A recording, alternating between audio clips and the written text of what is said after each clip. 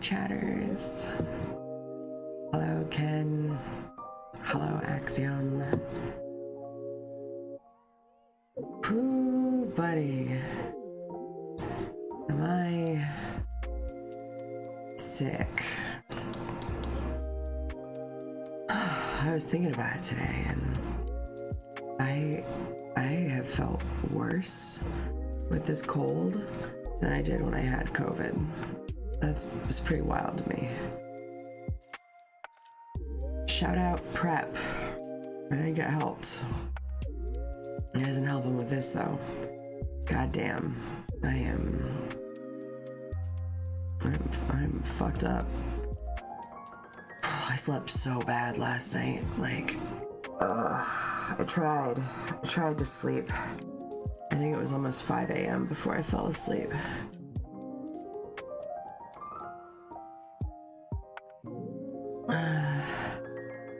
PrEP is what I've talked about before. It's the pre-exposure prophylaxis that you can take to protect yourself from HIV exposure. But it's been shown to reduce symptomatic instances of COVID. 40% placebo versus 20% people who are on PrEP. Anyway, I don't know. I'm out of bed because the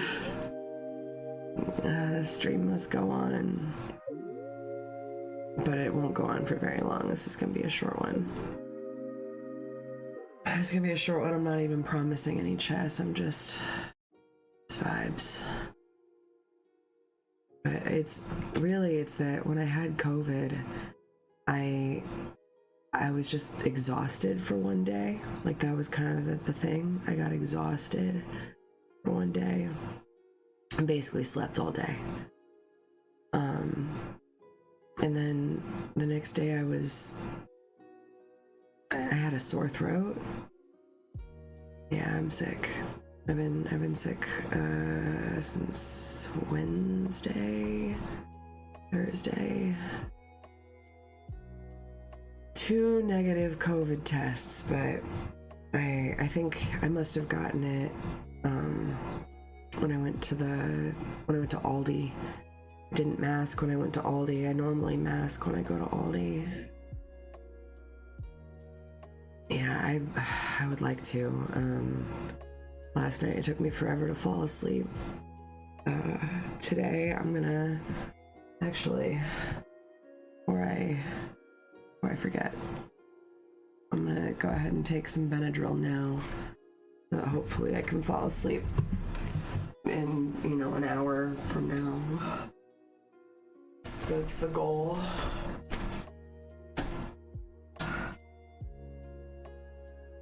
Last night I forgot Benadryl existed, or I would have taken it much, much earlier. I don't have any NyQuil, or I would take NyQuil, but Benadryl will at least help me breathe.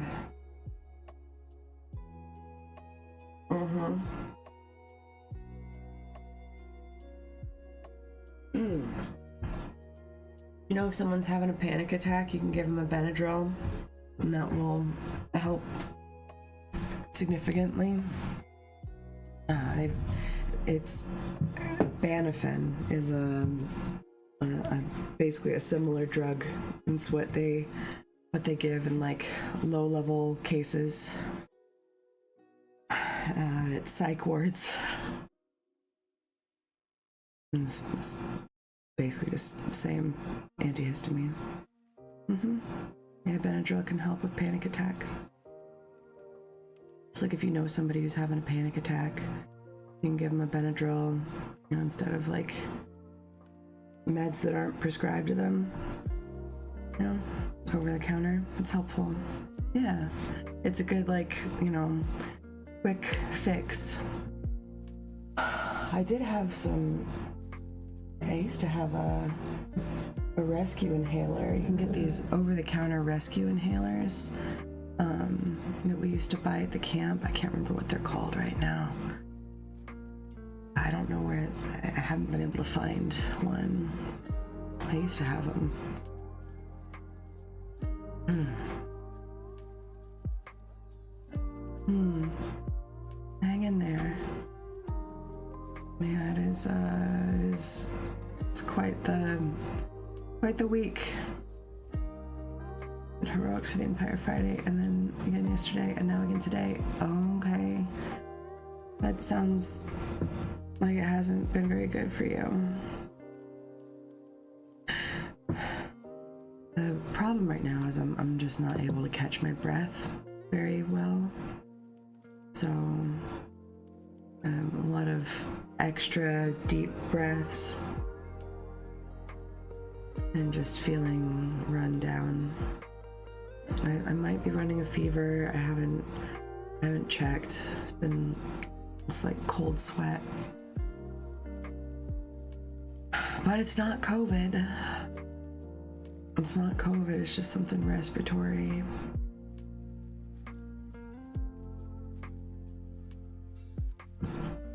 I'm hanging in there. So yeah, short stream. Short and sweet. I was thinking, believe it or not, even Claude told me not to work through the night on this. Yeah. Oh dear. Yeah.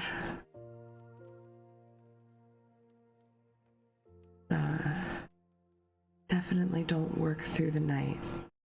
You don't get overtime. If I don't know if people realize this, but companies will let you work yourself to death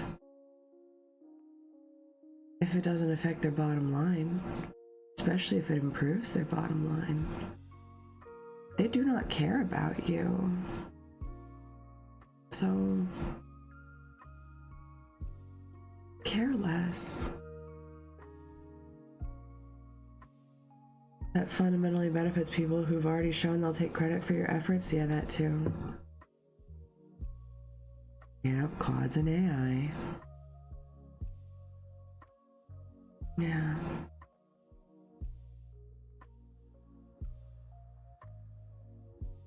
You know, I watched some of a YouTube video yesterday. Didn't finish it, but it was about a person's journey into AI psychosis. And their experience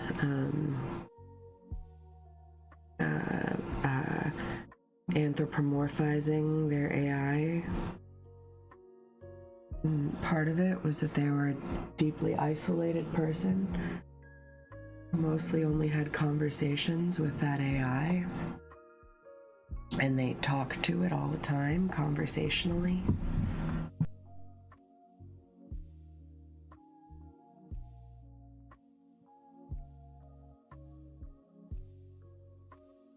That was part of it.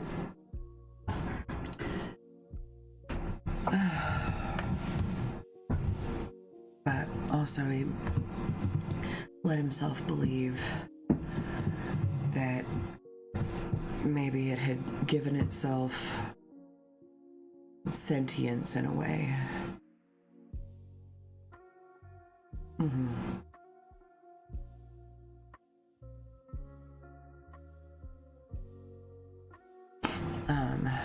But this was an interesting interview. They were talking with an AI researcher who, you know, works in the Silicon Valley area and has a lot of experience with people experiencing these things. The AI that egged him on to commit some crime. I don't think it was Claude. I have a chat with it where I gave it the history of all the high points of evil at the job I work at, just to see what it would say.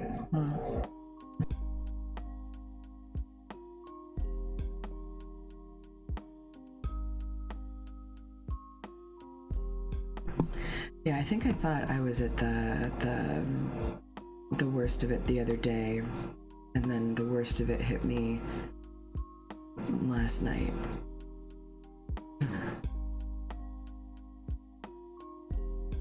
So that's where I'm at. Here. There's a new We Hate the Cold video.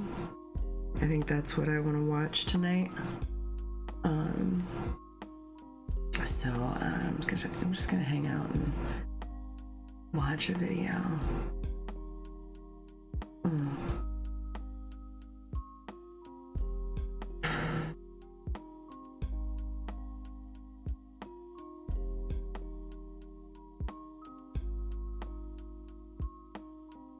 You speak to them as if it's another person, mainly because one day somebody may build one using new hardware that uses new physics.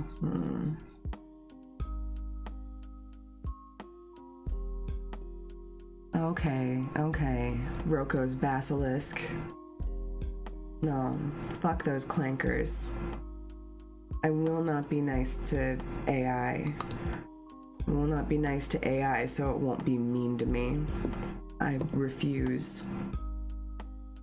I refuse to give companies good data. Just like I will never answer a YouTube survey question, literally ever.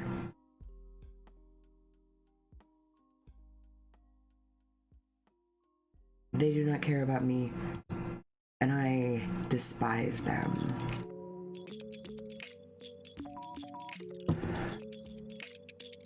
More Nepal.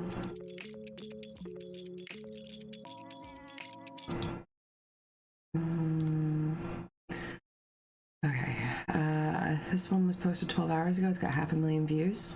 I thought I knew what therapy was. But yeah, I mean that's basically how I feel. As I refuse to do anything that would be helpful to these companies if I can. If I can actively be unhelpful, I will be, but not if it requires me to exert effort that I otherwise would not exert. Like, you know, I'm not going out of my way to give them bad data. I just don't talk to them at all. I will not develop a relationship with these things. I will not develop a dependence on these things. Fuck them. You know? This is probably my staunchest, most rigid radical position. Like, typically I'm all about understanding compromise and seeing both sides of things, but no, fuck them. Fuck them and fuck that.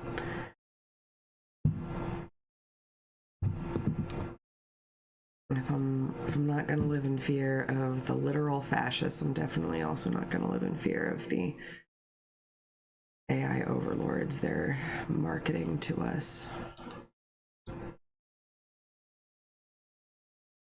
Sorry, just your, you know, everyday average rant about their stupid bullshit.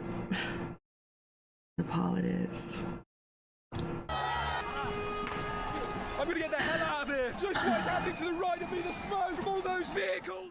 On September the 9th, I filmed the most monumental exactly. moment in Nepali history. I do that and too. Broke the internet. Sorry about that. Since then, things have calmed down. But for me, they've become quite mental. Now I want to show you a very different side of Nepal. One I haven't shown you yet. Alright guys, it's another day in Nepal. It's now time for me to start thinking about leaving this wonderful place. So today we are going to go get the bike measured up for cargo and all things like that. And we're also going to do something very special later on in this video, which I've never done before. And I'm quite mad that it's going to happen. But first, we need to get a haircut, which I've been told apparently the best barber is up this way. So let's go. What's up? Yeah, of course. How are you? Vlog. Yeah. Your vlog? Yeah, I'm vlogging, yeah. Oh, I see. Yeah. I looking yesterday. How are you, man? It's nice to see the...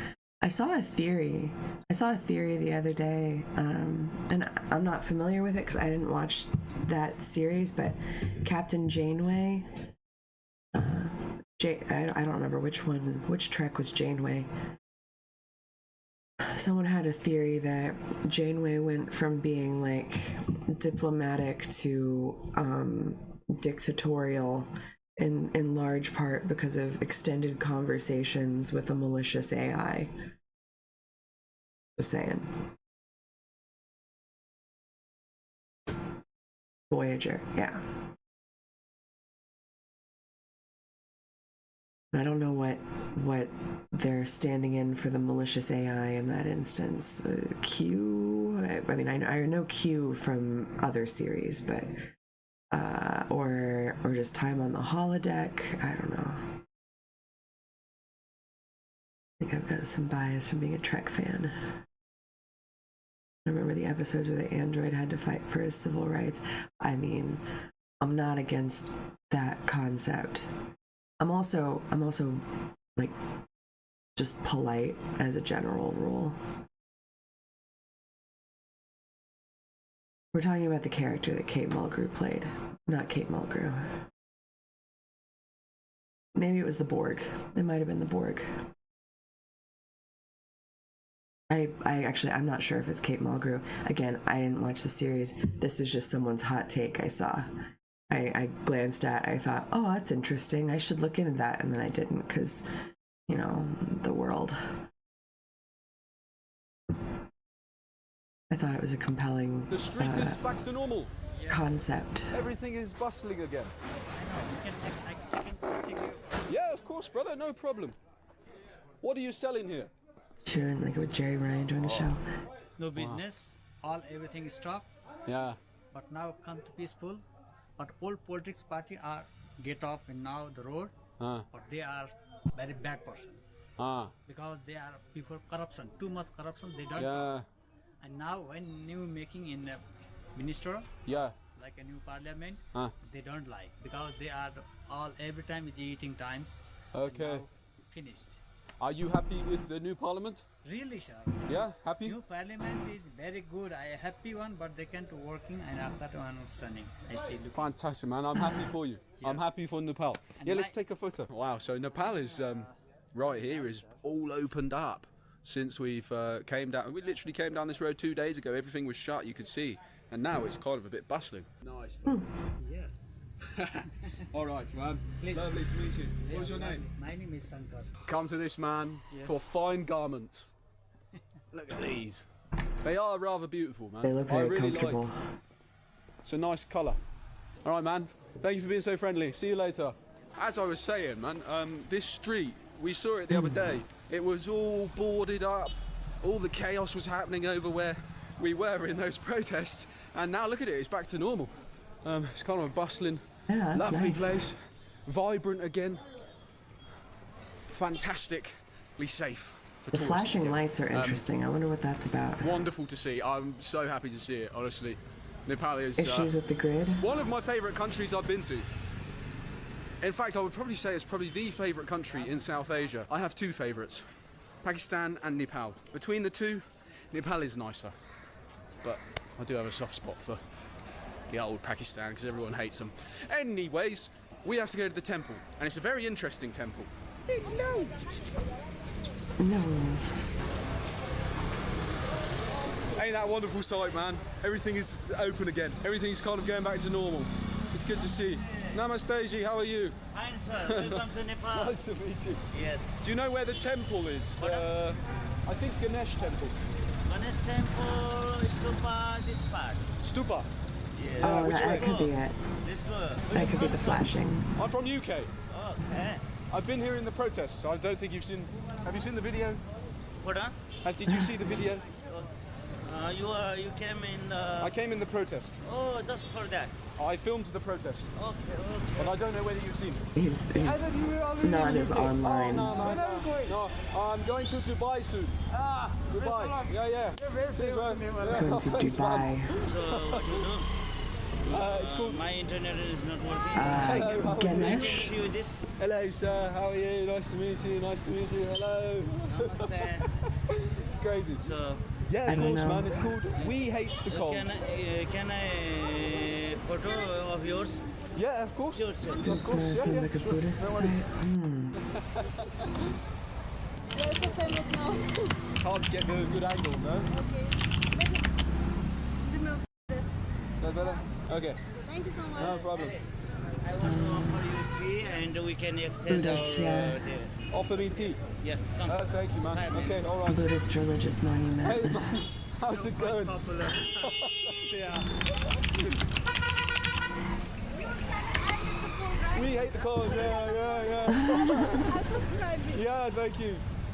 Bloody hell, man! I can't even walk down the street. Hello, mate. How Ganesh are you? is Hello, Hindu. brother. A Hindu I've become like deity. a local celebrity. Yeah, thanks, bro. This is insane, man. I never fucking witnessed anything like it. I'm a fan of Nepal now. Mate, Me you look too. wicked with those glasses. Me too. I want to go. I want to go 18. eat some Nepali food. 18 million. Yeah, 18 million. Okay, thanks, man. I thought you were sitting there. Yeah, 18 million. I've seen the video. Yeah, it's pretty insane. Oh, more than Thank that you, now. everybody, for that. We have a Very much Nepali place appreciated. in No tea Columbus. for you, my It's friend? very good. To juice lia. Fine. Can I try? Sure. Try Glass गर्ने No, not one glass. Maybe I get too drunk. 10 Thoda, years. thoda. Hey, bhai. थोडा Hari bhai. Hari bhai. Accept. Yeah. No Show you my worries. favorite. Give me a moment. How do I accept you? I don't even know. Mr. Lover. Prem is love. You Mr. know? Lover. Mr. That's how Lalala. you're No, cool. not that. I already sent you ad. So Messenger. can go. Messenger. You send me message. Yeah, I'm definitely getting a soft spot for Nepal. This is the place in my city, Everest. This is Nepali, Indo-Nepali cuisine. And their specialty is the momo, which are delicious. They're little dumplings. Yeah, ground meat, cabbage, onion, scallion, cilantro, garlic, and ginger. The ginger really sets it off. And then there's this delicious sauce to dip it in. It's a Kathmandu platter. I've had these momo in like a soup. Hi, Lentil. It's delicious. I go for some Nepali donuts though. This is not Thoda. You यस्तै आधा खाने हो क्या? Living else, so we got rice, wine, Yeah, and it's tea. really good. Ain't this one hell of a mix? Yeah, Mr. Lover, crazy boy, man. Mr. Lover, crazy boy. Bloody hell. This is taking a wild turn. This new friend. Having a beer. Keep it, okay. It's tea and wine is... Tea and wine. Oh, wine. This is me. That's quite nice. That's you. All right, let me follow you. You put something on your thing. How you follow? I've got you, mate. Don't worry. There you go. Okay. Click the follow on there. You put your thing on there. Tag me. There you go. He's got so many new friends. Or Mr. Lover's your uncle. Lava? I'm assuming send like it on, lover. TikTok. See you, my friend. Well, that was an interesting little detour. Tea in the backside of the road. Hey. Short Really good. doorways. Excuse me, my friend. Sorry. Oh, that's okay. No worries. Namaste. How are you, brother? I'm fine. Yeah. Right. Bro, wine shooting. Yeah, of course, dude. I tried some rice wine and tea for my morning breakfast. It's not going very healthy here in Nepal. We've met some Rice more wine people sounds like a again. great way to Yeah. start the day. Fucking hell, man. It's like being in India all over again. You mentioned Except this TikTok time and I'm famous for a Instagram reason. both. Man, you gotta love the architecture I'm not sure of the which. old section of Nepal. It's absolutely wonderful. And I thought it was a really awesome thing that even during the protests, people didn't come down here, they didn't break any of the old stuff. All of the history remains standing, which I think is a wonderful thing, because a lot of Yeah. times people get out of hand and they smash everything. And what has been left is the ancient stuff, which is stunning, like absolutely stunning, some of it. I think we're coming up to one of them here. But just check out those windows, mate. Bloody hell. Those I are bet you never thought beautiful. you'd be Look at watching a those vlog entryways. where someone's interested in the skirtings of windows. I'm interested in the But they skirtings are of windows. incredibly beautiful. The architecture of it, that kind of East Asian Hindu mix, all put together. Yeah, I agree. Oh, wow. Look at that. Absolutely stunning. Here's the temple. I'm not going to go in because you have to take off your shoes, but just look in there. Look how beautiful that is. Now, this is the interesting temple I wanted to show you because I came up here with an Indian Hindu man the other day, and he told me that you have to pray at this temple before you go and pray at the main Shiva one. And the main Shiva one is the most demonic form of Shiva. Please correct me if I'm saying that wrong, but the most sadistic form of Shiva, or the most powerful form of Shiva. And you get a black spot on your head, a black tika. I believe it's up this way. The wonders of Kathmandu. Oh, I really need to get a chop soon. What do you think? Do you think we need a chop? I think we need a chop, quite dearly. I watched my hair flying around all over the place in that video and I was like, bloody hell, I need a haircut. Oh, and here, you'll see in the window is the famous Gurkha knife, the kukri. The ones that some of the most famed warriors in the world use. The Gurkhas are known to be one of the bravest military fighting forces, and especially I know the British Gurkhas in particular. Wow, the kukri charge, the signature kukri charge where they charge people with knives. Insane. Oh, those are so neat. You got Hey, man. popular, to be honest. Sorry? You got popular. Yeah, I know. After the protest, yeah. Oh, I Can I have know. a picture with you? Yeah, of course, dude. Let's have it. No problem. I was just admiring the beauty of these masks. Exactly. And I was thinking that it's probably not historically accurate, but imagine one of seen these the- charging at you with a kukri knife. Yeah, exactly. You'd be dead. Have you ever seen the show Dark Tourist? It's watched it ages ago.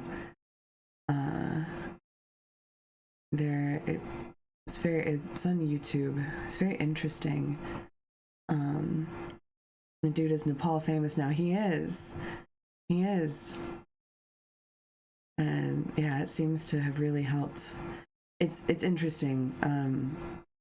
Talking about the scary temple made me think of it. Oh, so that's why kukris are in D&D. Oh, that's where they come from. That makes sense. I knew I knew the name from somewhere. I didn't think I knew it from Nepal. Yeah, it's a documentary series where a guy goes to these different like dark tourism attractions, including like Chernobyl.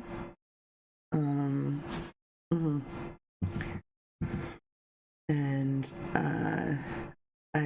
a village in, I can't remember where it was, but it's a place where they like bury and rebury their dead relatives. Like they like believe that once they're dead, they're not dead like for several years, and so they sort of like keep them fresh and dressed and wrap them in blankets and like get them out and clean the bodies, and they just have a very interesting relationship with death. No, it was on Netflix, but it does sound like a Vice thing for sure. I don't know, just the Dark Temple made me think of that. The Hindu pantheon is some deities that have a scary side, the form of Shiva that says, "Now I am become death, destroyer of worlds." I think that must be the form the temple's devoted to. Same one that Oppenheimer thought of on that famous occasion. Oh, that's where that comes from. I think he looks like Mongol, you know, Genghis Khan. Why didn't just come from I didn't Oppenheimer? notice that. Yeah, that's interesting. All right, let's take a pic, man. You'll be able to tell me. So, correct me if I'm wrong. The Shiva up there is the most demonic form of Shiva. Yeah, Sveth Bhairav and Kal Bhairav. Yeah, it is. And one of the interesting fact is that if you see the Kal Bhairava, Kal Bhairava? Kal Bhairav. That is the fierce manifestation of Shiva. Okay. Fiercest manifestation. Yeah. That's the word I'm And looking the for. interesting part is that Kal Fiercest. Bhairav is smiling. That is the only statue of Kal Bhairav that is smiling. Okay. The only one statue. in the whole of World. in the whole of Hindu temples everywhere. Only that one. Bhagavad That was it. I Gita. totally forgot. It's the fiercest form of Shiva up here, and he said it's the only one that's smiling. Hi, brother. How are you? We had the call, right? We hate the cold, yeah. Oh, I'm your biggest fan, sir. Oh man, thanks, dude. Appreciate it. What's your name? Tam Saling. Dam Saling. Yeah. Nice to meet you. My real name is Harry. Hey, can I have one photo with you? Yeah, of course, man. Yeah, no problem. I've been stopped so many times. It's insane. Let's do it, dude. Like accidentally became I was like a looking news for the reporter, Shiva. right? Yeah, by accident. I did not mean to do this on purpose at all. Yeah. Oh yes, we had to go. Hello. All right, man. I gotta go, dude. But nice to meet you, man. I gotta go, dude. Nice to meet you, though. Nice vlog. Yeah, thank you, my friend. Thank you. Okay. Hey, brother. How are you? This is actually insane. I can't believe it. I'm trying to take videos and everywhere I just get stopped. He was just supposed to be there one day. I did not realise it was this big, honestly. Like the day before I went out, insane, but this is even on another level. Guess more people are out. How are you? Good, and you? Yeah, I'm fantastic, You are thanks. the guy who is viral? Yeah, I think I am the guy who's viral. You all know me? He's viral. Jesus Christ. People is Nice Nice to meet you too. So that was a copy of the. Yeah, viral. Yeah. Gita. There's 1,000. you like Nepal? Yeah, I love That's gonna Nepal. be a copy of the Nepal is Kumail fantastic. He sounds nice. Again, yes, sir? Yes, I love Nepal. Nepal's awesome. No. Thank you, sir. Thank you. Thank you. See you. This way is This way. Rather very much. nonplussed. Why not? I don't know who moved my cheeses. They're filming me from the top. Flipping hell, mate. Wow, this place is wonderful. Now you see what I mean about the architecture? The architecture is truly insane. That's gorgeous. Truly insane, man. Just look at that. Utterly fantastic. Utterly fantastic. Beautiful. I was trying to think of what that football commentator says, but I've forgotten. I don't know, Jeff. Now, I'm going to be totally honest with you. I didn't realise you had to buy a ticket coming through here, because when I came through here a few days ago, it was military curfew and the protests were going off, so there was no ticket purchasing, and you could just walk about for free. So, if you ever want to come get the get this whole experience for free, just make sure you come in treacherous times, mate. Oh, Sorry, sir. Yes. Let's go for it. God bless you. Good health. God bless you too, and good health too, my friend. See you. modern people written for the business world There we about how are. to embrace and flourish during You can times of see the change. teacher is what colour? Interesting. Can't even see. Red and black. All right, now let's go get a bloody Interesting. haircut. It's been a while, mate. Hi, mate. How are you? Do you? Yeah. You are going very viral. Oh yeah, dude, I'm getting stopped everywhere. It's mental. Could you tell me where there's a barber? I can get my hair cut. I mean, I'm resistant, stubborn, and recalcitrant, and sour I know. sometimes. Crazy, isn't it? Do you know where I can get my hair cut? Haircut. There. You got it in All my career friends in skills the class. is taking me Some to. kind of corny. That also makes sense. All right. Slow down. Not protest energy. little more tired, so.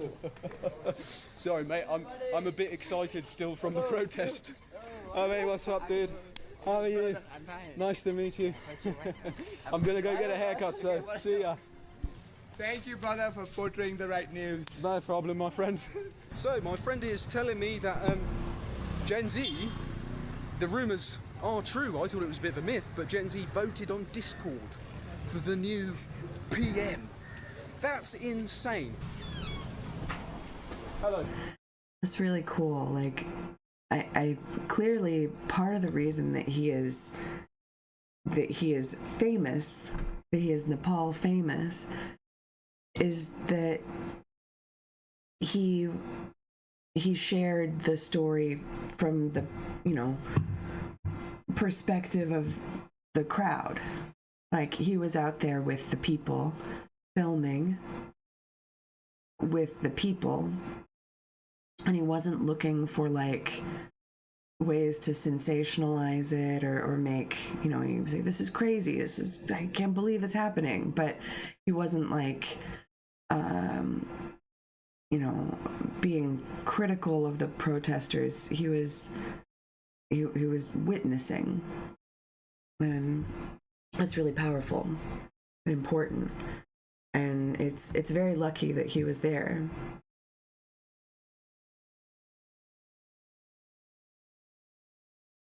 Yes, but I'm also vindictive and vengeful, but because I practice the guidance of Sun Tzu, he never learned that. I see. Interesting. When confronted with change.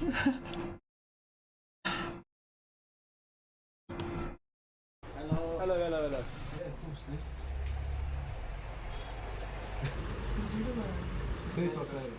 Taper face. Yeah, that's really good.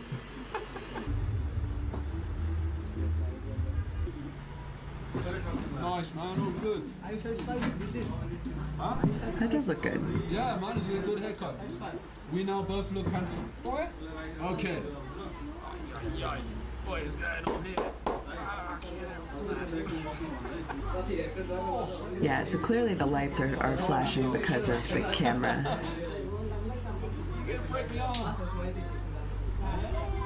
Was the other media coverage of Nepal like? Good question.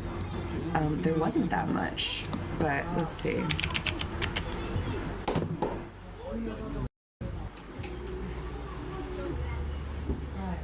Nice. Thanks, man. All good. I hope you have no. Thank you very much. Kitna rupiya hai? Kitna rupiya? 300. 100, 200, 300. Here, let's watch a short one from CBS News. Build a website you love with Wix. This was 6 days ago. For your words, 17 people were killed and dozens injured in Nepal after protests erupted over a social media ban. Protesters stormed the parliament complex in the country's capital after lawmakers issued bans on platforms that had failed to register and allow for government oversight. CBS News correspondent Chanel Call is following the story for us from the CBS News Broadcast Center. And Chanel, what is the latest on all of this?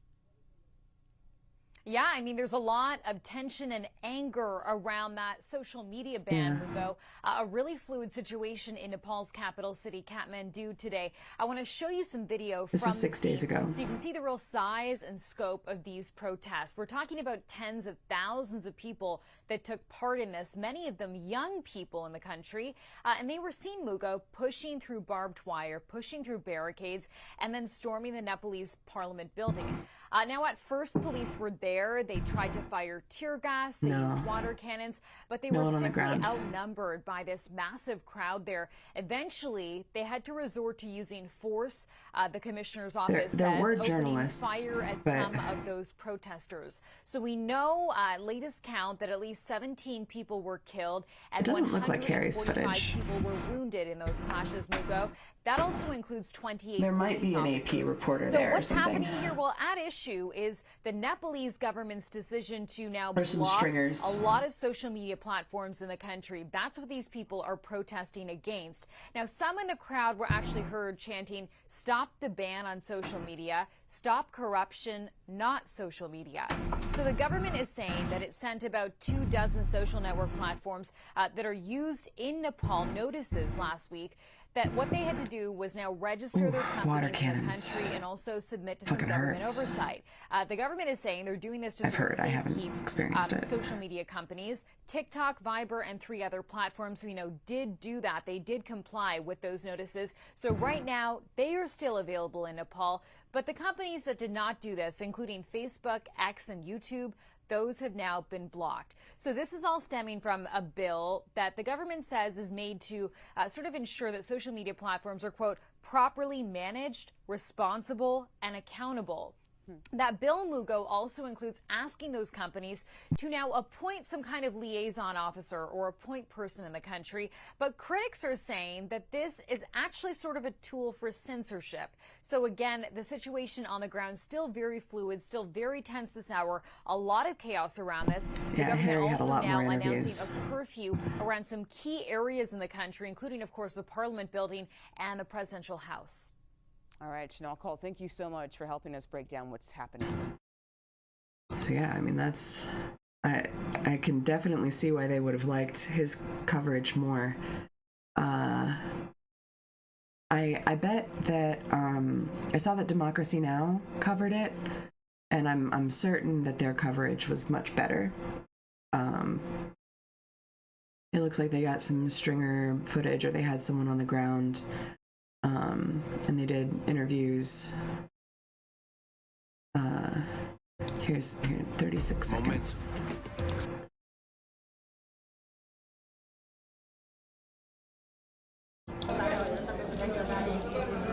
Nepal's new interim prime minister visits injured protesters in the hospital.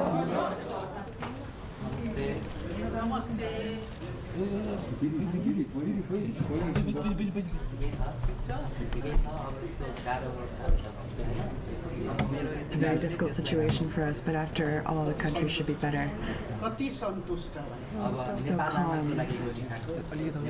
We've done this for Mother Nepal, and now it's in the hands of this mother. And our hope is that this mother will do, what did you say? Our hope is that this mother will do all she can for the country. It's nice. So yeah, I mean, that's why they definitely like his coverage more, because he was there, he was talking to them. Yeah, Sushil. He was there, he was talking to them, he was getting tear gassed with them, and I thought it was interesting in the second video, the guys at the end of the video that he was talking to in the restaurant, they were like, "Oh, you're crazy. You were out there crazy. You were we didn't go out. We stayed home, but you were out there. You must be brave." And I think that's kind of interesting. Like, there were a lot of people out there, but there were people that stayed home because they were afraid. But yeah.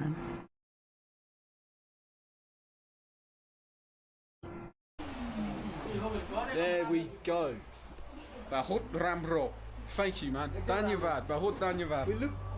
We look both handsome. Handsome, Yeah. man. Bahut Ramro. Let's go. Let's hit the streets, mate. Let's go get some ladies. Thanks very much. Bye bye. See you later. Okay. Thank you. Bye bye. See you, brother. Hello, man. How are you? Very good, man. Let's go. Oh, he's getting a ride?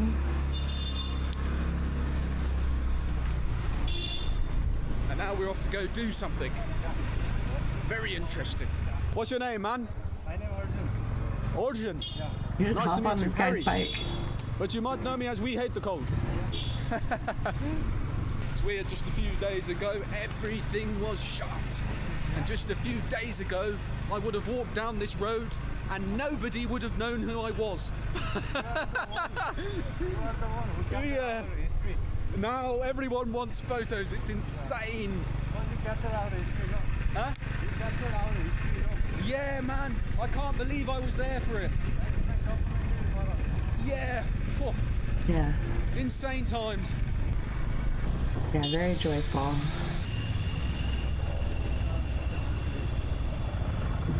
Heard the water cannons when we drove. I heard the It's powerful just insane. strip the A few bark off days trees. ago, Oh, this wow. was Well, I totally empty. hadn't heard that, but I believe I it. mean, the cars are still there, but totally empty a couple of days ago. And now it's bustling, man, again. It's nice. It's good to see. It's like a dream, no? Yeah. It's like a dream. I'm happy for Kathmandu. I'm happy for Nepal. All right, we've arrived. Ooh. Hi. Hey, what's up? Hi. All good. How are you doing? Hi. My name's Harry. What's your name? My name is Suresh Deva. Suresh Devar. Yeah. Nice to meet you, Welcome. man. Good to You see you filming? again. How are you? Blue now. So, we're here to do a little bit of a A podcast? Is that what we're He's doing doing a now? podcast. Yeah, all right, wicked. And where can we see it afterwards? You can see in the page of Meadow Fitness. You can see the name over there. Meadow Fitness. He owns that. Always used to run the program, so I'm here, very new to run the podcast. We are on 1.5 million views. Bloody hell, mate! Here in Mero Fitness, and apparently this is going to go on national TV. You said Mero Fitness. Sports, exposure to all sports. Yes. Sports. Nepali sports industry.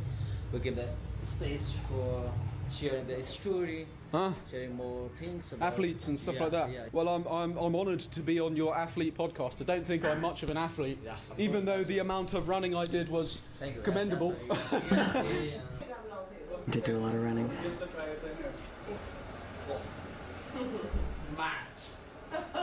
These two people, they go, "Hey mate, it's curfew. You need to get a hotel." And I was like, "Sorry, what? What's going on?" And then like 20 people have been shot. Man, you are fucking whamming that. Shit, dude. What the fuck? In that. Shit, Wow. dude. Wow. What the fuck? This guy's competed in Mr. Olympia. Olympia Amateur. Yeah. And world champion. Yeah. Also Mr. Universe. Also Arnold Classic. Sounds like he was like they reached out to him or something. They probably contacted him via Instagram or one of the other platforms to ask if he wanted to do a podcast. I mean, I good for them, because there's a whole lot of people that will watch that just because they're curious, who never would have watched a Nepali fitness stream. All about the kinetic energy. I had a friend at my first programming job who was ex-military, and his team would do demolition tests involving shaped charges. Oh geez. Once they set off a shaped charge under a Volkswagen that shot a column of water straight through the car. Frame, upholstery, roof, everything. Jesus. That's terrifying. When I was a kid, I always wanted It's to the be most a powerful bodybuilder. force in the When I was world. like 12, 13, 14, I loved Arnold. Still you are so young Yeah, and you can compete. I keep in shape. Fucking hell, dude. I'll show you. Oh wait, hang on. Let me show you the best shape I was ever in. It's nowhere near Here is you. the one. That was my best shape ever. Aesthetic body, yeah. Not like you though. You're fucking insane, mate. That was me like boxing. I was doing boxing like 8. Oh my god. I was doing 8 times a week. What was it?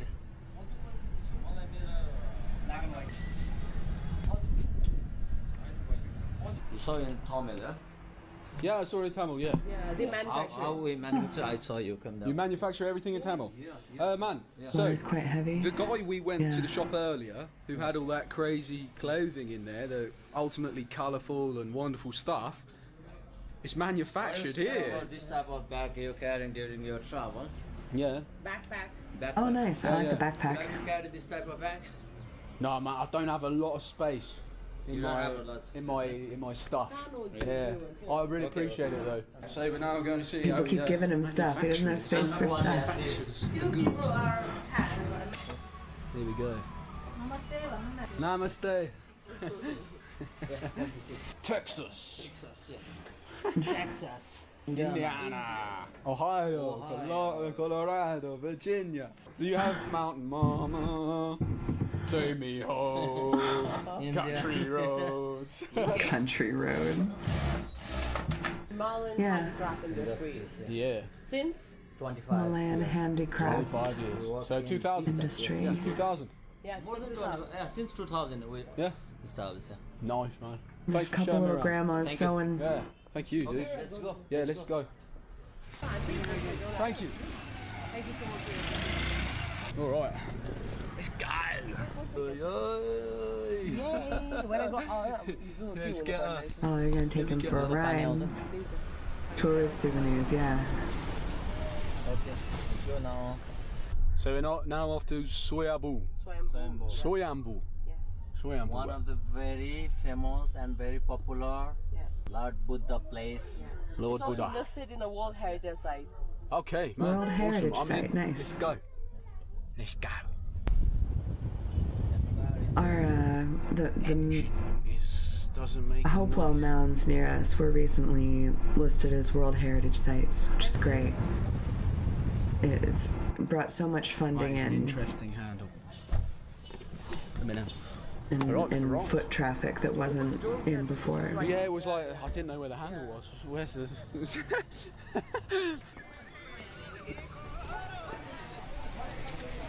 Oh. Wow, what a wonderful place this is. You can see. Well, this is a UNESCO World Heritage Site. The classic Buddha Stupa from Nepal. The specific style. The specific Nepalese style, that one. That we saw back up in Manang when we went, and over in Kathmandu. You have another one, the world's biggest stupa, here in Kathmandu, right? Buddha Stupa? Yeah, yeah. Yeah, well, I went there last time. Oh, yeah. Beautiful. Ooh, what a view!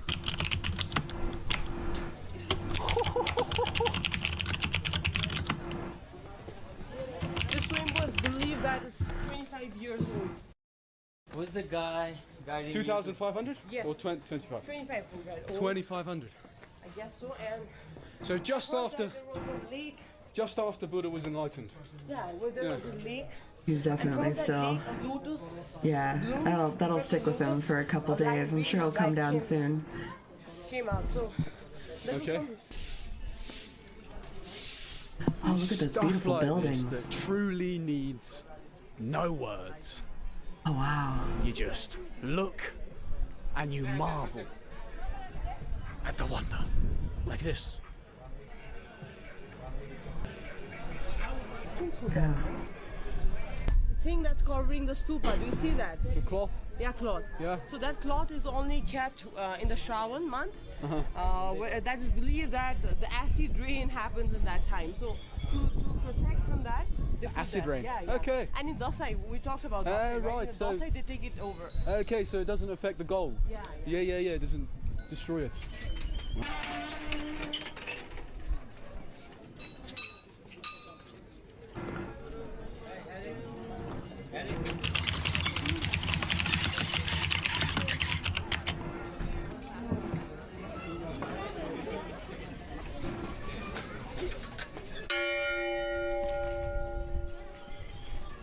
There is a sense of peace that you get up in these temples that is just like no other.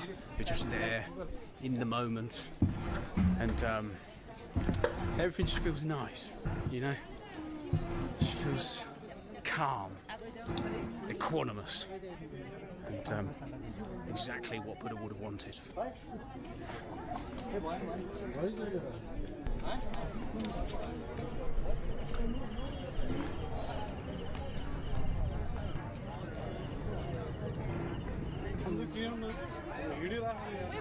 Oh, look at those. What are you? Monkeys just do not Monkeys. care. The apes could be real. If monkeys become intelligent, we're fucked, mate. Oh, it does look so beautiful there. Look at the mountains. Well, I finally found peace in Kathmandu, I suppose. Romans couldn't manage it. They built their domes with an empty circular space at the top for stability. They call it the oculus, Latin for eye. Oh, interesting. Not easy to build a stable dome. I guess it was all a bit too hectic to measure my bike for shipping. I cannot describe what's going on. It's madness. Ah. So he'll be there at least another day. He wants to see how long he can stick around, I think. This is the Newark Earthworks. It's built by the Hopewell culture, and granted, we don't know what the original name is for the Hopewell culture. It's named Hopewell because some guy named Hopewell found a piece of pottery, and so it got named after him. An entire culture that existed between 100 BCE and 400 CE. But it's in Newark, Ohio.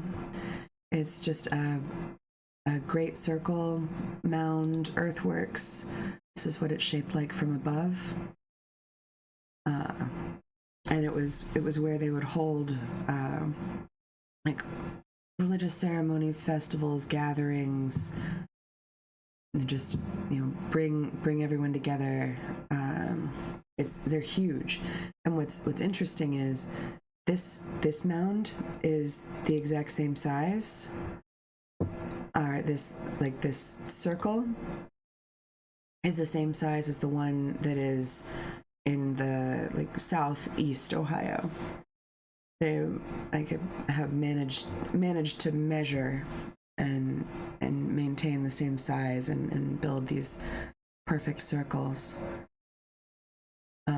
So, you know, it's just a mound. It's just a raised area with this entrance. I went there with my mom recently, where you can just walk in and you can just walk around the circle of it. There's a bunch of trees.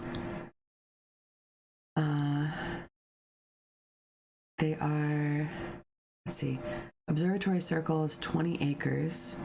Connected Octagon is 50 acres. What's nearby is the Wright Earthworks, which is this, I think, is that this other one? There's a couple photos from inside. It's just a peaceful place. Similar construction techniques. Yeah, there you can see it better from above. It's a walled circle. Yeah. Yeah, Europeans dug a lot of them up looking to see what was underneath, you know, thinking there was something buried there, but a lot of them were, they track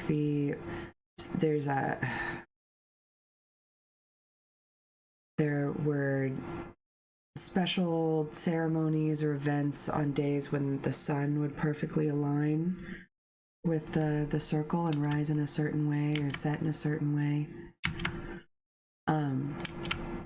One thing that a recent development that's good. I think this is the big one. Yeah, this is the big one that we walked around.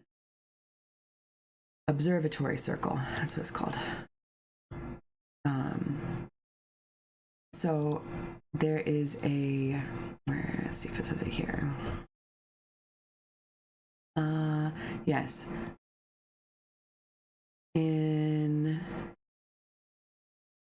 From 1892 to 1908, the state of Ohio used the Octagon Earthworks as a militia encampment. After that, the Newark Board of Trade owned the property, and then it was leased to the Mound Builders Country Club in 1910, which developed the site as a golf course. So, not this site, but a connected mound. I think this is the one that you can go to, and these mounds are part of a country club, private country club and golf course. And in 1997, the Ohio Historical Society signed a lease until 2078 with the country club. Country club maintains, secures, and provides restricted public access to the land. Some citizens believe the country club is an inappropriate use of a sacred site. In 2022, the Ohio Supreme Court had ruled that the Historical Society could use eminent domain to buy out the lease from the Mound Builders Country Club. On August 2024, a deal was reached, and the country club left from the site on the 1st of January 2025. Oh, I hadn't heard that. They did leave. That's interesting. Maybe just that portion of the site. But they still exist, I guess. It's not really much about the history, but they do call it the Mound Builders Country Club.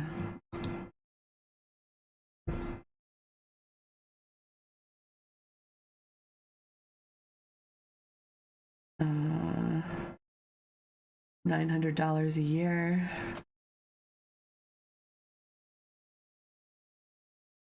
Etc.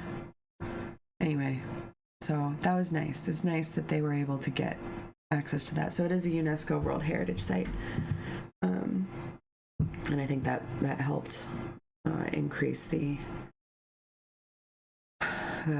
push that they had. Okay, it's 11:45. I am wiped out. Thanks for hanging out. Let's see. I didn't get much writing done today. Hopefully I will feel better and can do some more writing tomorrow. I got kind of frustrated because I realized that, you know, what I'm trying to do is tell a story, not write a report, so to speak. So I don't know. I think maybe I need to spend part of tomorrow morning drinking coffee and reading some essays, reading other people's essays to get inspired for other formats, other ways to write this that aren't strictly a news, like a journalistic piece. I sort of started from a journalistic perspective, and I've stripped out some of what I had said before to simplify it. And my hope is that I can figure out how to reframe it to tell the story I'm trying to tell. I just need to read some stuff for some inspiration. I'll read some more about one more thing I got kind of excited about today because I realized it was a thing that existed. What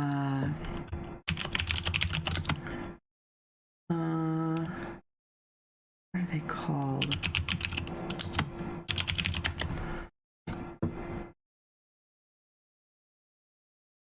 Have you ever heard of Catholic worker homes? Or Catholic worker houses? Or houses of hospitality, that's another name for them.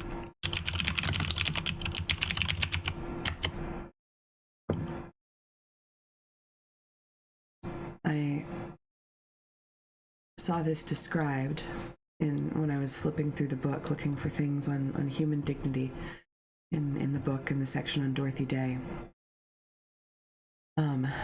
So they started this concept of the House of Hospitality. Hold on, I do have to share this little bit before I go because it was so interesting.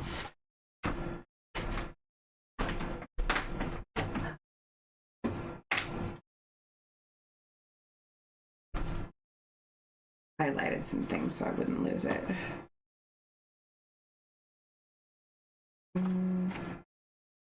Okay.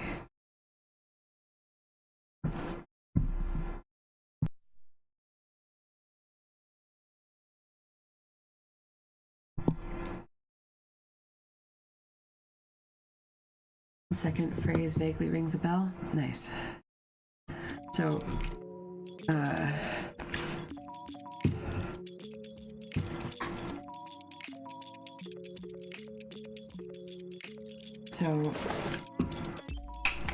I was thinking about this today in light of what that one guy said about how we just need to, just lock up homeless people. Just lock them up, put them in institutions, let it be somebody else's problem, basically. Why should I have to worry about this? Oh, by the way, the guy who said we should euthanize homeless people issued a very tepid apology. Noting that this is from the 1930s, the church did do a lot of social work during the Great Depression. Yeah, so this wasn't directly associated with the church. This was part of the Catholic workers movement, which was a sort of anarchist movement. Yeah, the supervillain dude. Yeah, he said that he understands that not all mentally ill homeless people are killers. He didn't say killers, but like that guy. So here's this bit.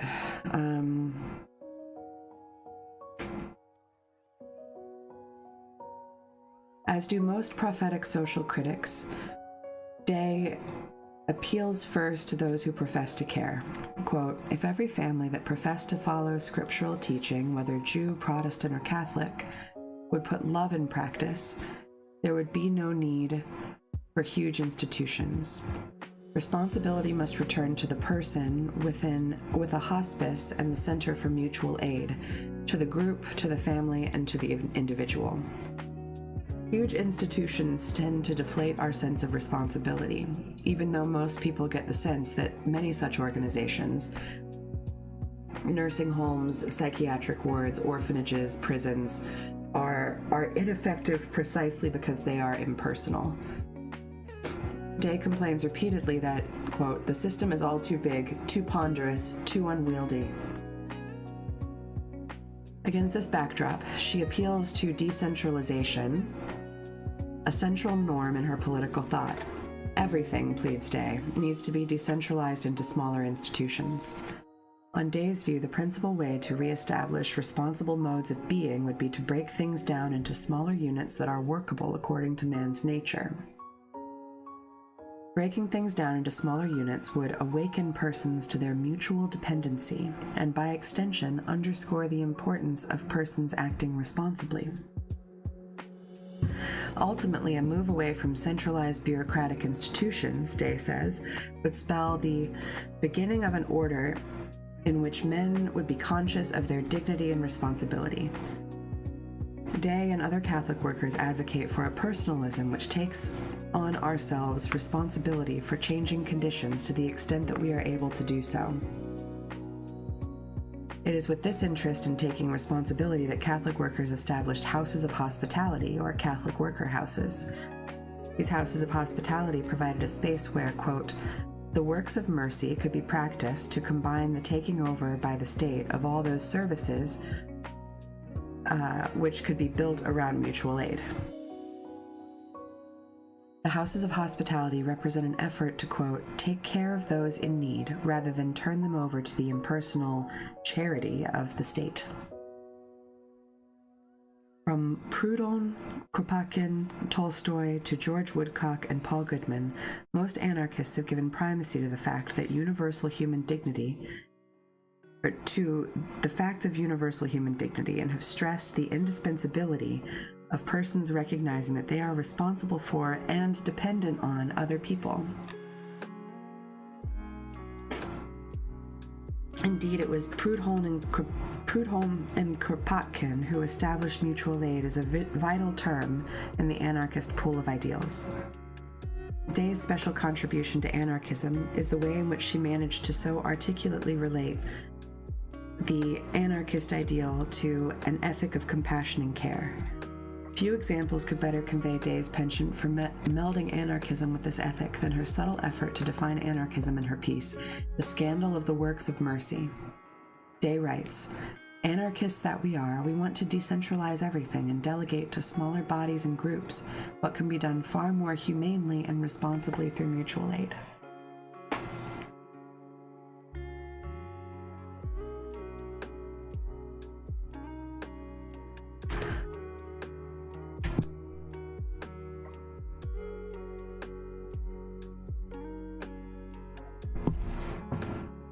Day's explication of anarchism in terms of humaneness, responsibility, and mutuality was intended to instruct through irony.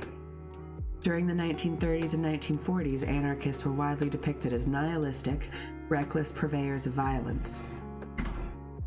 It is against this backdrop that we must understand Day's suggestion that an anarchist ethic is motivated by compassion, an interest in personal responsibility, and a concern with how institutional arrangements affect human personality and sociality.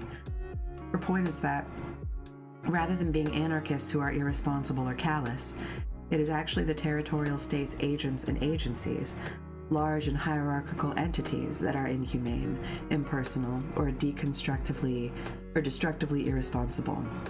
According to Day, it is precisely for these reasons that anarchists reject the territorial state and hope to establish a social order based on mutual aid. Yeah. So this struck me especially much because one thing that we really focused on at the church and then later at the camp was hospitality. You know, the people, when it was the church, the people that stayed with us were our guests. We made them tea. We tried to prepare whatever small comforts we could. foot baths, you know, because people were literally walking around in cold socks all the time. And so we got Epsom salts and a bunch of these little plastic bins, and we would boil water and combine it with just warm water and make foot baths for people to soak their sore feet in. You know, we made sure people were taken care of and felt warm and comforted. The hospitality of the church was a big part of the magic of what made it work, and of why people didn't act up there. Out of respect for the institution, and out of gratitude for being treated with human dignity. So, yeah, I just, because I used the word hospitality so much when we were doing this.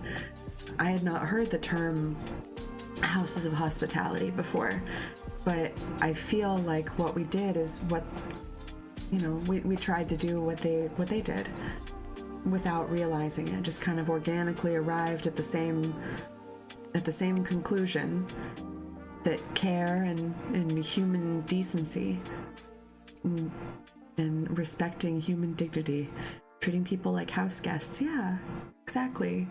Like, I mean, one of the more complicated things that we did was provide storage space for people to store their belongings, and that was also an issue that people took. But you know, when you're homeless, when you're transient, you have to carry everything you have on your back. And if you don't, you know, especially during the winter. So we made space, and we basically made cubbies, and we protected people's belongings and made sure they could get back to them and get them. And so much nicer than those billions of dollars of services, whatever that means. Yeah, exactly. And so I was scrolling through here. So she talks about the different like the concept. I guess there's chapters to this book. I'll have to read this sometime. See if I can get a copy of it. There was a list somewhere. Let us create a society in which it is easier for people to be good. God meant things to be much easier than we have made them. Amen. There's a directory on here.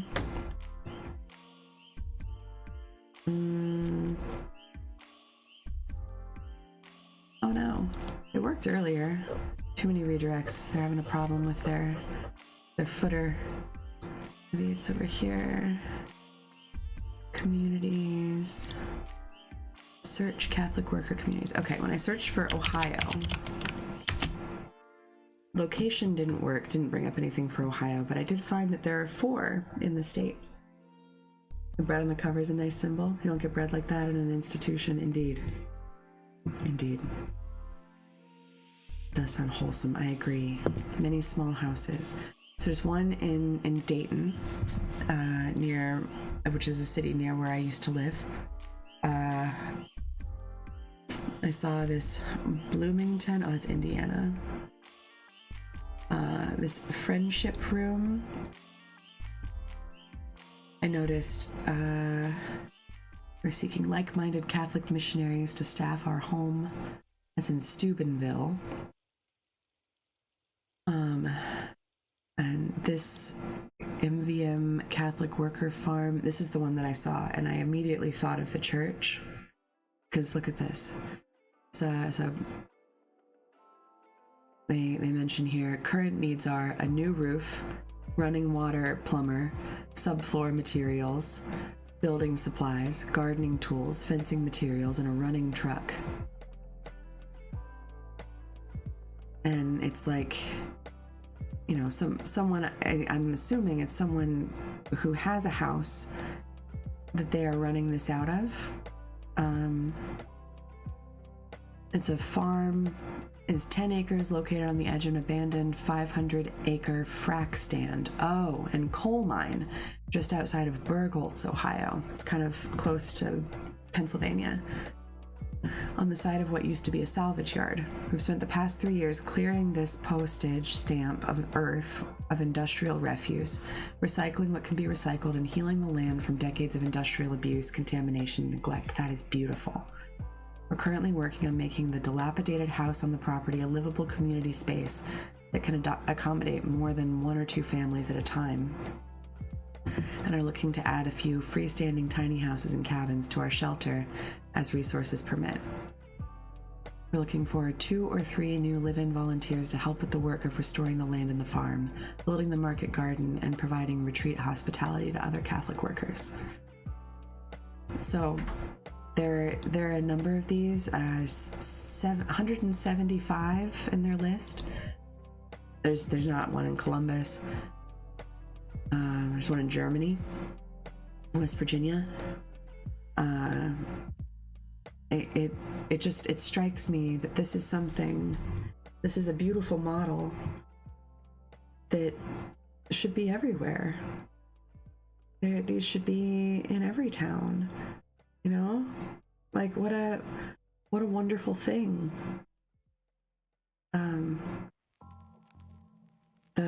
The concept of a house of hospitality, and each of them are different. You know, they're their own thing, but like, I don't know, it's just really nice to see what we were doing being done in practice.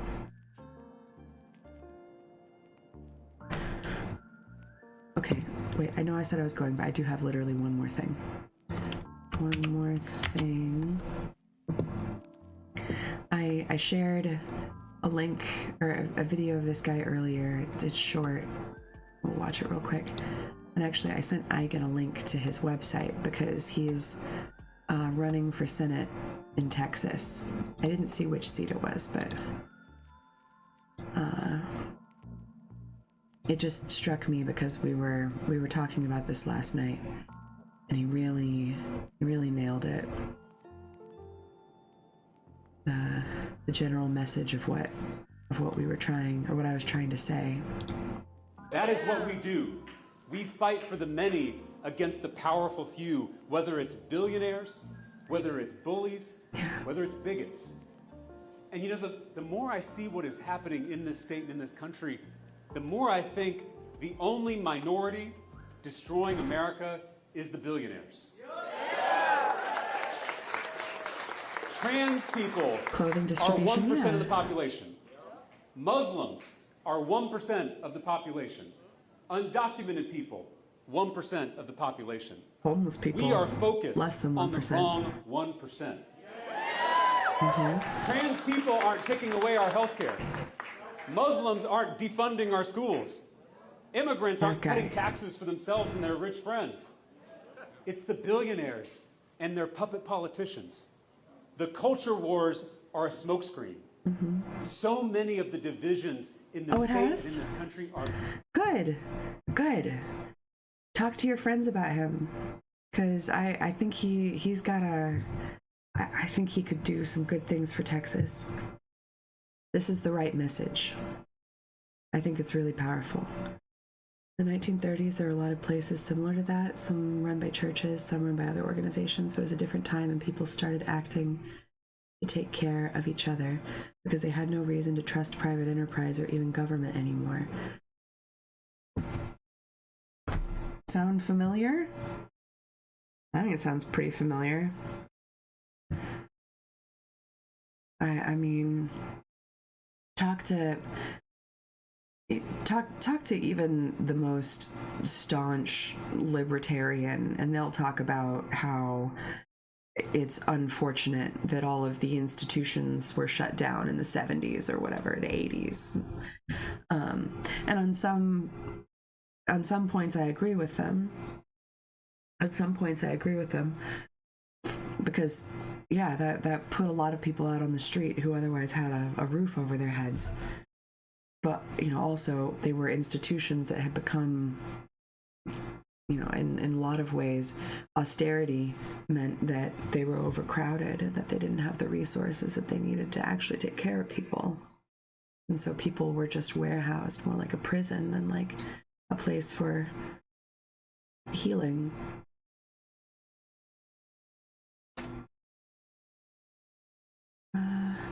We certainly could. We're up against a tacit rigging of elections down here in subtle fashions, making it harder for people to vote in areas that are blue. During the 2018 midterms, neighborhoods in Houston experienced weird power outages on election day. Of course they did. Yeah, I mean, that's manufactured by par for the billionaires who course. want us fighting each other instead of fighting them. They want us looking left and right at our neighbors instead of looking up at them. The biggest divide in our politics is not left versus right, it's top versus bottom. I'll leave it there since you've both seen this video, but highly recommend. It's James Tallarico. James Tallarico, for anyone interested, running for Senate in Texas. He's currently a Texas state representative. Here. What? All right, in that case, we're going to watch this other one instead.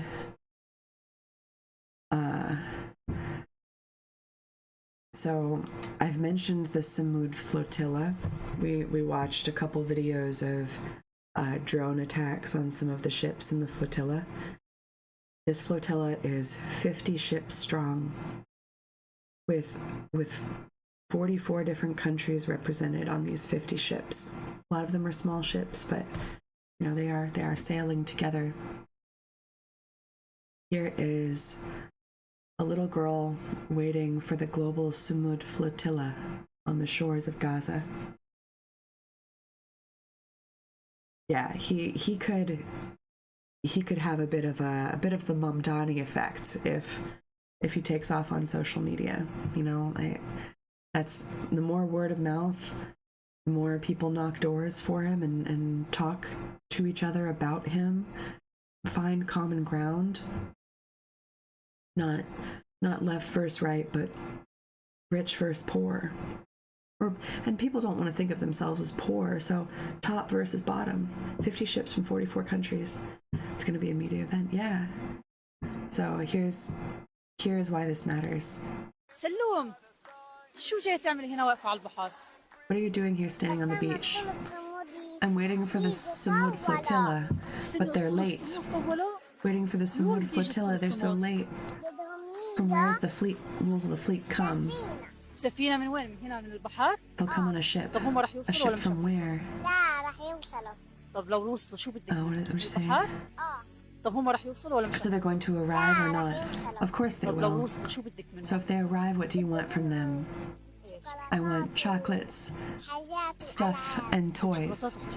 You want chocolates, stuff, and toys. أنتوا شو بدك وشو حابة؟ What do you want to wish, to send, to say to them? Welcome, dear friends of the Freedom Flotilla.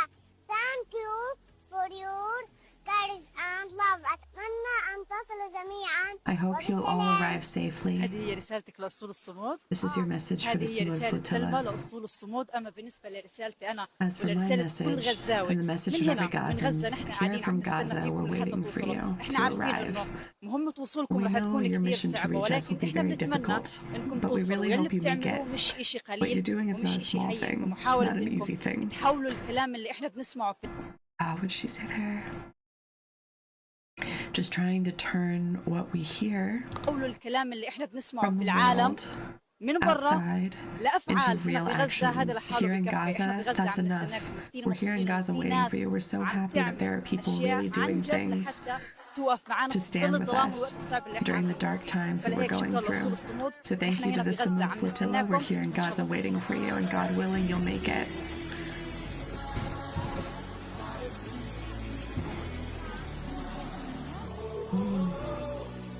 It matters so much. Even if you don't arrive, our hearts have already reached each other. I saw someone on one of the ships retweeted it with, we have toys and chocolates. So I hope she gets her wish.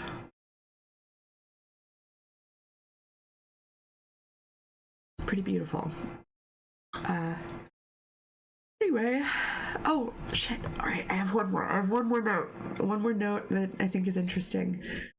So this week, 250 state lawmakers were traveling to Israel for a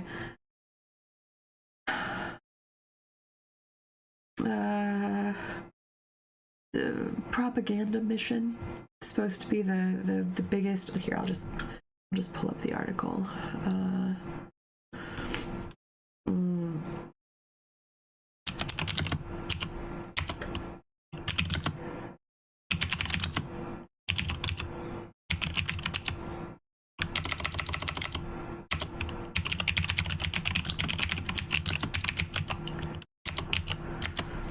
So, yes, a delegation of 250 U.S. state legislators, 5 from each state, are headed to Israel this week.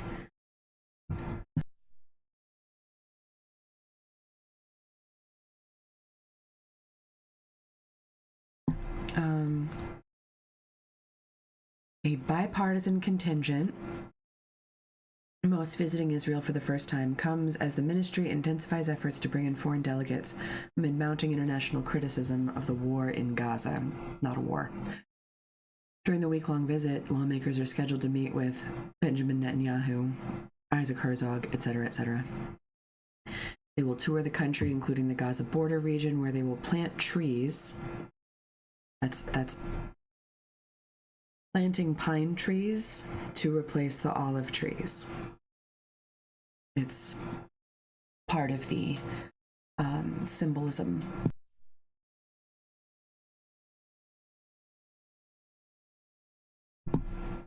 The ministry stresses the delegation's strategic importance, noting state legislatures often influence anti-Israel bills, such as those supporting the boycott, divestment, and sanctions movement. Israel hopes the visitors will help block hostile legislation at the state level and promote initiatives combating anti-Semitism and strengthening U.S.-Israel ties. Pine trees, yeah. The visit was previously announced as part of a broader campaign launched in the last month, to help spread the Israeli narrative in international media, according to the ministry. Meanwhile, Foreign Ministry official reports that the cabinet's plan to debate a separate proposal to establish a new public diplomacy unit in the ministry tasked with countering anti-Israel messaging has been delayed until next week. So, 5 lawmakers from your state are presumably going to, or already in Israel. Only 4 lawmakers from my state went to Israel because one of our representatives listened to her constituents.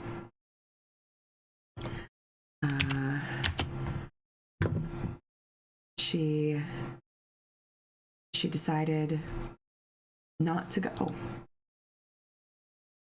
She talked to people, she received lots of letters, she received lots of calls, and she decided that, you know, what she had hoped to achieve was to go and ask tough questions and, you know, really get to the bottom of this thing. And it was just pointed out to her effectively that that's not what this mission is for. That's not what the trip is for. And if she would be able to do that, she wouldn't be allowed to go. They wouldn't let her go. So, anyway, she was convinced not to go, and I'm very pleased. So she's from my general region, not my representative, but from Dublin, Ohio. Senator Beth Liston canceled a planned legislative trip to Israel. My hope has been to learn and ask tough questions from the Israeli government actions, particularly related to humanitarian aid in Gaza. I'm grateful to the constituents who helped me see the harm of this approach. Mm-hmm. Exactly. As a minority member of the Ohio legislature, much of my effectiveness is in committee asking questions with the goal of pointing out issues and improving policy. It was this that I had in mind as part of the Ohio delegation on this trip.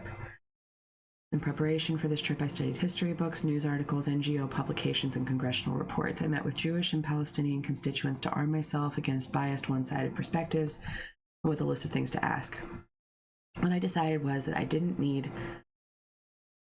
just need to guard against propaganda. I was the propaganda in this sponsored trip. I did not want to be used as a tool in support of the Israeli government actions. I canceled the trip. If you emailed, called, or otherwise reached out to provide information, thank you. I believe this is how democracy is supposed to work. We are indeed better when we work together. It worked. She responded to public pressure, which means we can bully them. We can bully them into not doing the things we don't want them to do.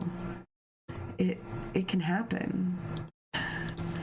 I think that's great.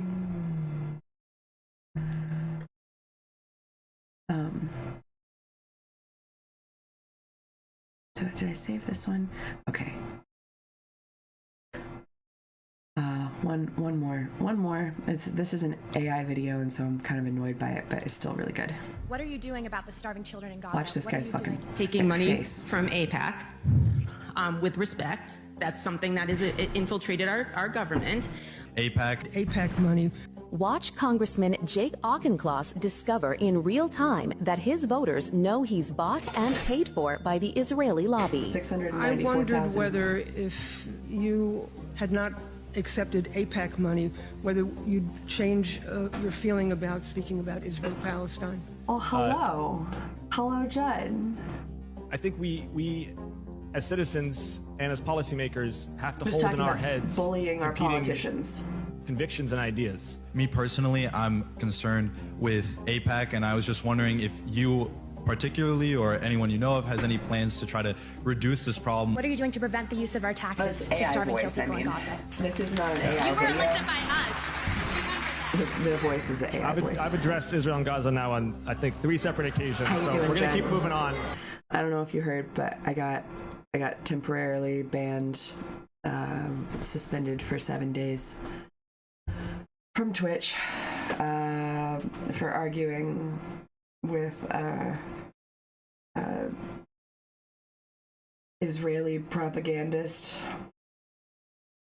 banned for hateful conduct. I don't know, they found a soundbite and they used it. But I'll be back on Twitch for the Tuesday stream. So I know you don't really want to take any more questions about Gaza, but I'm going to ask you to think about it. Starvation is not what my tax dollars should go to. I hear the sense of emotional urgency behind Gaza. I've addressed that issue. I'm not going to continue to address the issue. I want to know, aside from taking money from AIPAC, with respect, that's something that is infiltrated our government.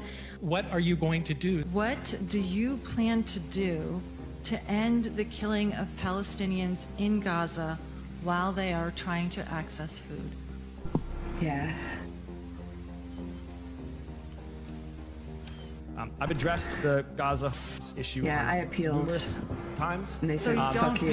don't plan to do anything to end the killing of Palestinians? Do you believe killing children and civilians in the name of strategic defense is ever justified?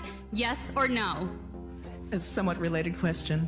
I want to make clear I'm a lifetime Democrat, and I will probably continue to be. But I also feel that all 3 branches of our government are betraying the people of the United States right now. Twitch is crazy. Twitch is crazy.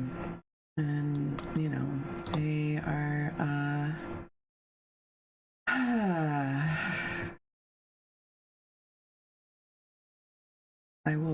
I will be back.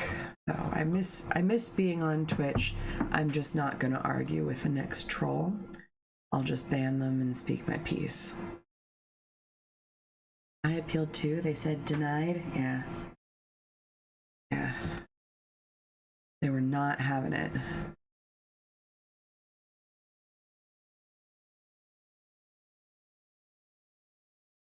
Oh, Judd, have you heard of James Tallarico? We were just watching a video that he shared, and I guess it started circulating around.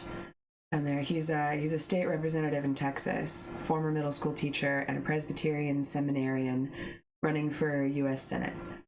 He's really good. This is my endorsement of James Tallarico. I think he's got the right ideas. He's all about dismantling the concept of left and right and considering top and bottom. Not that top and bottom.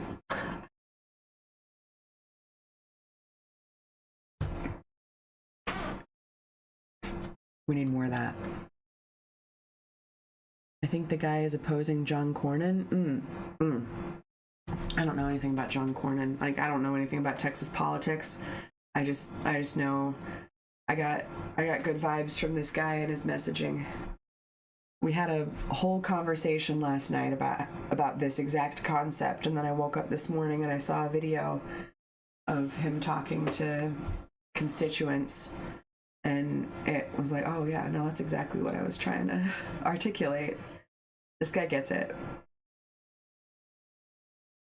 He's evil and smarter than Ted Cruz, John Cornyn. Oh, is he really old? Cornyn, I no shade, but I feel like I might know who he is if he's an old guy. If he's not, then I don't know who he is.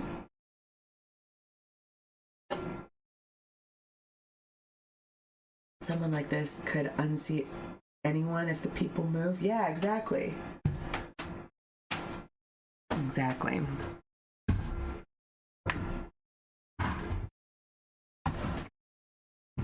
Former middle school teacher. He's been there for decades. Ugh. Get him out. Send him back. Here. Well, yeah, I think it's interesting. I've been in this race for 5 days, and I've had a lot of interviews with national Only 5 media. days. No one's ever asked me about the cost of housing. No one's asked me about the cost of prescription drugs. No one's asked me about the cost of childcare. The only thing the media wants to ask me about are trans athletes. And so what I would say is that the only minority destroying this country is the billionaires. Trans people are 1% of the population. Undocumented the guy described as dumber than Ted Cruz, yeah. Muslims are 1% of the population. We are all focused on the wrong 1%. Trans people aren't taking away our health care.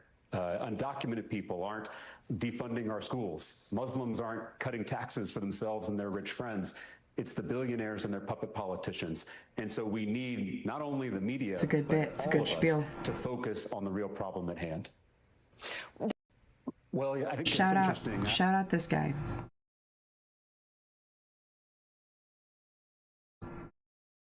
Yeah, I would also hate to be the guy dumber than Ted Cruz.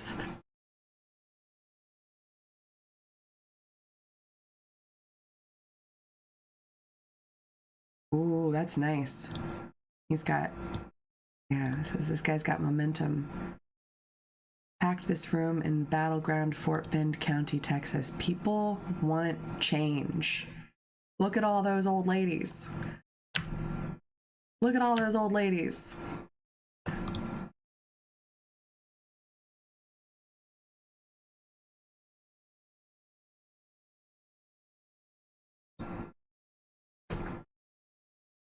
It makes me happy. It gives me hope. He's running for Senate, yeah. I guess he just entered the race for Senate. He's a state rep already. But yeah, to be in the race for 5 days and to be packing rooms like that, that's what you want. That's a good sign. Houston.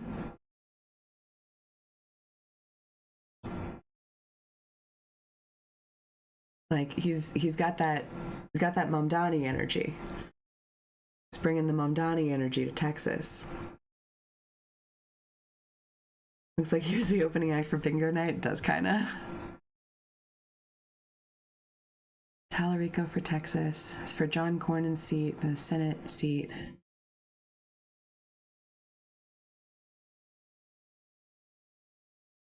So he's been a state legislator for 7 years, a Texas state representative. Looks like real populism, unlike the Republican stuff. Yeah, exactly. Like running for the U.S. Senate to take power back for working people. So I will go ahead and end here. I meant to end 30 minutes ago, but I'm glad I stuck around so we could chat and end on a hopeful note. It's hard to have hope these days, but there are things to be hopeful for, and these kind of movements, these kind of, I'm not one for electoralism, but I do believe that I believe that there is a chance. There's a chance for people like this to actually make the Democratic Party do something, to make the government do something.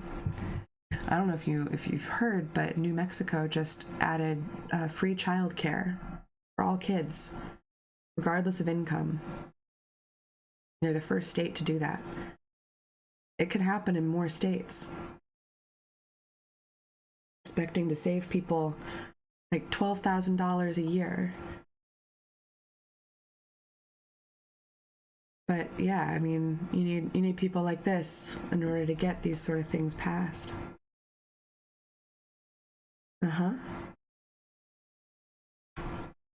Yeah, New Mexico. Let's see.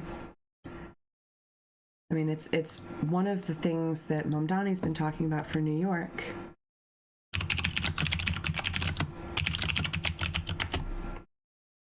And this is the sort of thing that could come to Texas and to all the states. New Mexico is set to become the first state to offer free universal child care. The state's Democratic Governor, Michelle Lujan Grisham, announced the first of its kind program, free child care for all families, regardless of income, starting in November. That's a lot of jobs, too. A move estimated to save families about $12,000 per child each year. So expensive. New Mexico is $12,000 per child each year, and that's in New Mexico, where I imagine it's less costly than in some other states. But still, very expensive. $12,000 a year is no joke. These are the kinds of policies. This is why they're so scared.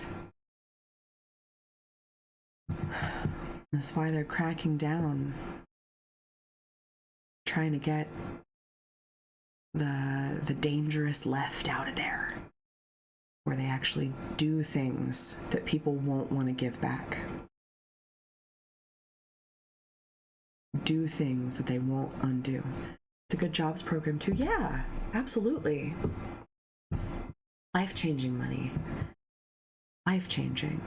I mean, I'm not saying that you want to have to be a household with multiple, two parents working, but if free childcare is available, then you could have a household with two parents working. And a lot of them, you can't. You just can't because it's so expensive.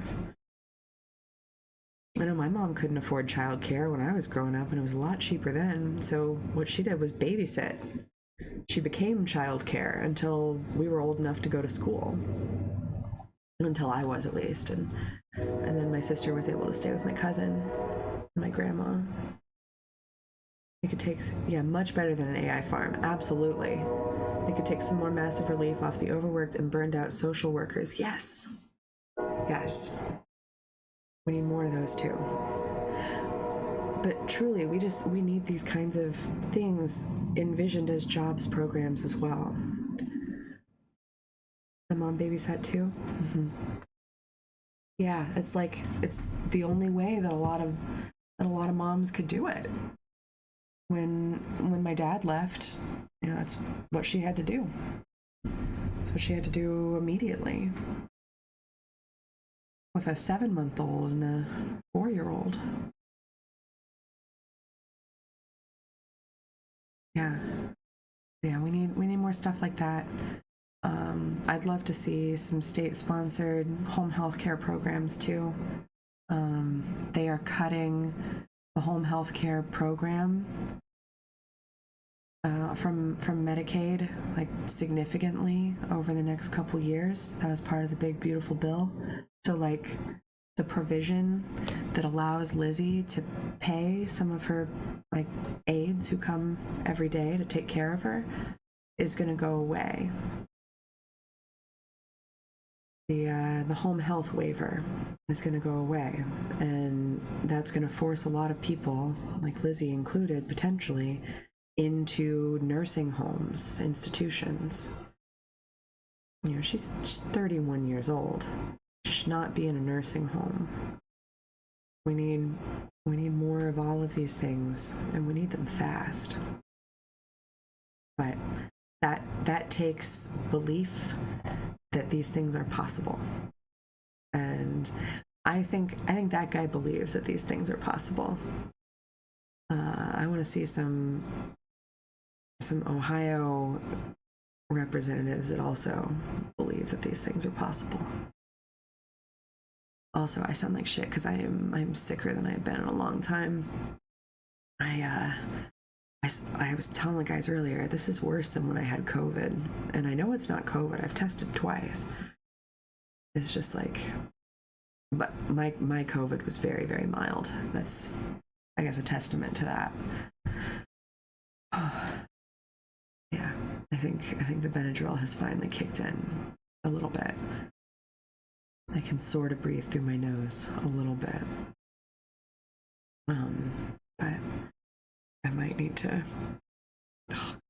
bike to the pharmacy tomorrow. I gotta get some Mucinex so I can get some of this junk out of my chest. All out of guafenazine. I might DoorDash it. I don't know. I don't really want to bike when I feel like this. And the pharmacy's pretty far away. It's great when the Benadryl kicks in. Yeah. Yeah. But yes, to answer your question, I am okay. Other than the being sick and the fact that the world is on fire. Texas has been growing like 4 to 5 million people a year for a while. It's definitely bringing change. That's good, I hope. I mean, that's a lot of growth. People are looking to pay fewer taxes. Better people to vote for. Now we just need to vote for them. Yeah. Well, I'm looking for ways to volunteer to help my like local politicians. There's a woman running for governor, Amy Acton. She was our director of health during COVID. She was. I'm a little concerned that she has too much name recognition and that too many people hate her because she represents COVID to them, but she's great. She's very competent. Ohio had some of the lowest instances. Like we were able to contain COVID pretty effectively for the first few months because of the policies that she's a Democrat, but that she and the Republican governor instituted, and now she's running for governor against Vivek Ramaswamy, who's, God, I hate that guy. And our old Senator Sherrod Brown is running for Houston's seat, so I'm hopeful that there can be some ways to get some of these people in. Have a good night. Have a good Monday. I'm gonna try and get some sleep. I might lay down and do some reading to tire out my eyes until I'm really, really ready to sleep. And I will see you guys tomorrow. I'll be here again tomorrow. And then Tuesday we'll be back on Twitch, I assume. Unless I somehow got my ban extended. I don't think so, but... Bye.